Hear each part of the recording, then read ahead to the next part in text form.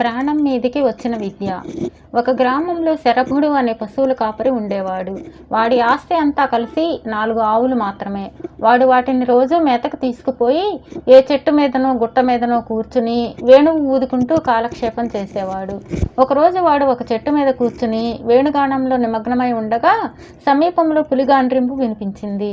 వాడు ఉలికిపడి తన ఆవులు మేస్తున్న దిక్కు చూసి ఒక అపూర్వ దృశ్యం కంటపడేసరికి నిర్ఘాంతపోయాడు. శరభుడి 4 ఆవులు ఒక పెద్ద పులిని చుట్టుముట్టి దాన్ని కొమ్ములతో పొడుస్తున్నాయి. పులి వాటి నుంచి తప్పించుకొని పారిపోయి ప్రాణాలు దక్కించుకుందామని విశ్వ ప్రయత్నం చేస్తున్నది. కానీ ఆవులు దానికి సందు ఇవ్వక చివరకు దాన్ని చంపేశాయి.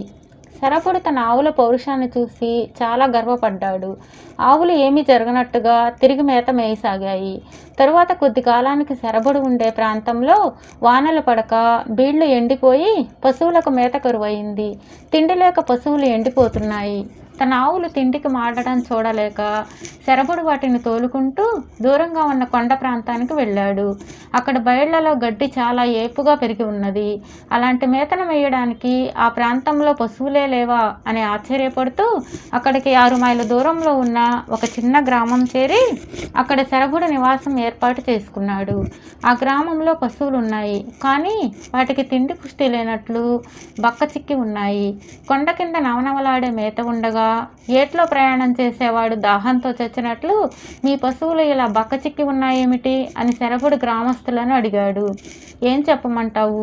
కొండ చుట్టూ ఉన్న బేళ్లలో పులులు సింహాలు చేరాయి. అక్కడికి మేతకు వెళ్ళిన పశువులు మళ్ళీ కనిపించవు. అందుకని మా పశువులను అటకేసి పోనివ్వం.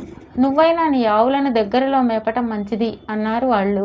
నా ఆవులను పులులు సింహాలు ఏమీ చేయలేవు. వాటి సంగతి మీకు తెలియదు అన్నాడు శరభుడు. వీటికి ఈ ఆవులు మరెంతో కాలం దక్కవు అని గ్రామస్తులు తమలో తాము అనుకున్నారు. అసలు సంగతి ఏమంటే కొండ వెనుక ఒక దొంగ వెధవ గంగులు అనేవాడు ఉన్నాడు. వాడు పులిలాగాను సింహంలాగాను అరవగలడు. గ్రామానికి చెందిన పశువులు కొండ సమీపంలో మేతకు వచ్చినప్పుడు వాడు గడ్డిలో దాగి పులిలాగా గాండ్రించి వాటిని గ్రామానికి దూరంగా పారిపోయేటట్టు చేసి వాటిని కొండ చుట్టి తీసుకుపోయి ఇతర గ్రామాలలో అమ్మి డబ్బు చేసుకునేవాడు. వాడు పులిలాగా గాండ్రించడము, సింహంలాగా గర్జించడము పశువుల కాపర్లకు వినిపించి వాళ్ళు గ్రామం కేసి పారిపోయేవారు. ఇలా చాలా పశువులను పోగొట్టుకున్న మీదట పశువులను కొండకేసి తోలుకుపోవడానికి ఎవరూ సాహసించలేకపోయారు. ఈ సంగతి శరభుడికి కూడా తెలియదు. వాడికి తెలిసిందల్లా తన ఆవులలో పులులకు సింహాలకు భయపడవని మాత్రమే. చాలా రోజులుగా దొంగిలించటానికి పశువులు దొరకక ఇబ్బంది పడుతున్న దొంగ గంగులు ఒకనాడు శరభుడి ఆవులను చూశాడు. అవి బాగా బలిసిపోయి ఉన్నాయి. వాటి యజమాని శరభుడు ఒక చెట్టు మొదట్లో చేరి నిశ్చింతగా వేణువు వాయించుకుంటూ వాడికి కనిపించాడు. గంగులు ఆవులను కాజేయడానికి నిశ్చయించుకొని తాను ఏ పొదల మధ్య దాక్కుంటే పని జరుగుతుందో జాగ్రత్తగా చూసుకుని మర్నాడు పశువుల కన్నా ముందుగా వచ్చి పొదలో కూర్చున్నాడు. శరభుడి ఆవులు ఆ ప్రాంతానికి వచ్చి మేయసాగాయి. శరభుడు వేణువు వాయించటం ప్రారంభించాడు. కొంతసేపు గడిచాక వాడికి పెద్ద పులి గాండ్రింపు వినిపించింది. అంటే కంగారు పడకుండానే వాడు తన పశువుల కోసం చూశాడు. వాడు అనుకున్నట్లే అవి ఒక పొదకు 4 పక్కలా చేరి తలలు వంచి పొదలో నుంచి పులి వచ్చిన మరుక్షణం దాన్ని కుమ్మి పొడిచి చంపడానికి సిద్ధంగా ఉన్నాయి. శరభుడు వాయింపు కట్టిపెట్టి ఇంత చూస్తూ ఉండిపోయాడు. ఈ లోపల గంగులకు విచిత్రమైన అనుభవం కలగసాగింది. తన అరుపు విని ఆవులు బెదిరి పారిపోకపోగా తాను ఆహ్వానించినట్లుగా పొద దగ్గరకు వచ్చాయి. వాటికి పులి అంటే భయం తెలియదు కాబోలు అనుకుని సింహంలాగా గర్జించాడు. ఆవులు ఆ గర్జన విని భయపడకపోగా బుసలు కొట్టుకుంటూ గిట్టలతో నేలను గీరి దమ్ము ఉంటే బయటకు రారా, నీ ప్రాణాలు తీస్తాం అన్న ధోరణిలో కనిపించాయి.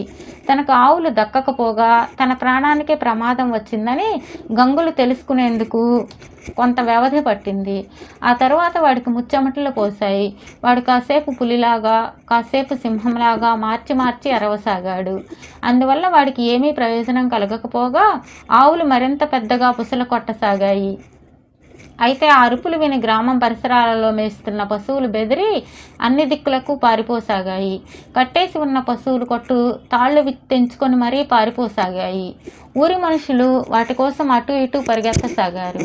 ఇంతలో శరభుడు గ్రామం కేసి పరిగెత్తుకుంటూ వచ్చి, నా ఆవులు పులిని సింహాన్ని పట్టాయి, చూద్దాం రండి అంటూ కొంతమందిని తీసుకుపోయాడు.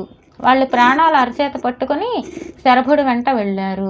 తన ఆవులు చుట్టుముట్టు ఉన్న పొదను సమీపంలో శరభుడు ఆగగానే ఊరి వాళ్ళు ఆశ్చర్యంగా, ఏది పులి అని అడిగారు. అది ఒకంతట బయటకు వస్తుందా, నా ఆవులు చీల్చెయ్యవు, మీరంతా ఆ పొద మీదకి రాళ్లు విసరండి, పులిలా సింహంలా అరవగల జంతువు బయటకు వస్తుంది అన్నాడు శరభుడు. నలుగురు బలంగా రాళ్లు విసరడం ప్రారంభించగానే శరభుడి ఆవులు పొద నుండి యువతలకు వచ్చేశాయి. తలకు ఒంటికి గాయాలు తగిలి రక్తం కారుతున్న దొంగ గంగులు చావు కేకలు పెడుతూ పొదలో నుంచి బయటకు వచ్చి మనుషుల కాళ్ల మీద పడ్డాడు. తమ పశువులను దొంగిలించిన వాడు వాడేనని తెలియగానే గ్రామస్తులు వాణ్ణి కొన ప్రాణంతో వదిలేశారు.